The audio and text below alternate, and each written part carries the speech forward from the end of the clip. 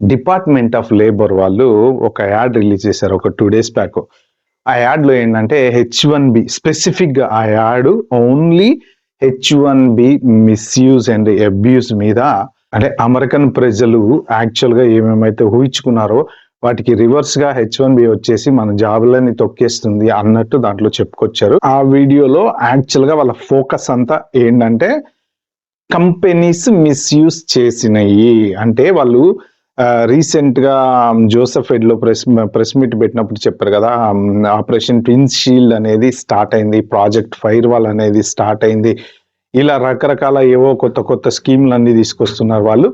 ఈ particular advertisement లో వాళ్ళు చెప్పింది ఏంటంటే మేము కంపెనీస్ ని సీరియస్ గా టార్గెట్ చేస్తున్నాము, ఎవరెవరైతే H1Bని అబ్యూజ్ చేశారో మిస్యూజ్ చేశారో ప్రాజెక్ట్ ఫైర్ వాల్ ద్వారా ఆ కంపెనీస్ ని మాత్రం డెఫినెట్ గా మేము ఇన్వెస్టిగేట్ చేస్తాము అని చెప్పి డైరెక్ట్ గా చెప్పారు. బట్ పెద్ద కంపెనీస్ కూడా H1 వాళ్ళని రిక్రూట్ చేసుకోవటానికి కొంత వెనకాడుతున్నాయి చాలా. ఇప్పుడు వాల్మార్ట్ వాళ్ళు కూడా H1 ఆఫీసర్గా వాల్మార్ట్ వాళ్ళు కూడా చెప్పారు, ఫర్దర్ డౌన్ మేము అసలు ఇంకా H1 వాళ్ళని రిక్రూట్ చేసుకోము, ఉన్న వాళ్ళతోనే అడ్జస్ట్ అయిపోతాము అని చెప్పారు.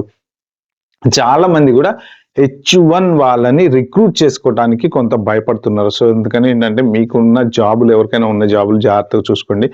పొరపాటున కూడా మీరు అంటే ఒక్కొక్కసారి అగ్రెసివ్ గా వెళ్ళేసి ఏదో మనం బయటకు వెళ్ళి జాబ్ ఎత్తుకుందాం అనే సిచ్యువేషన్ అయితే కాదు.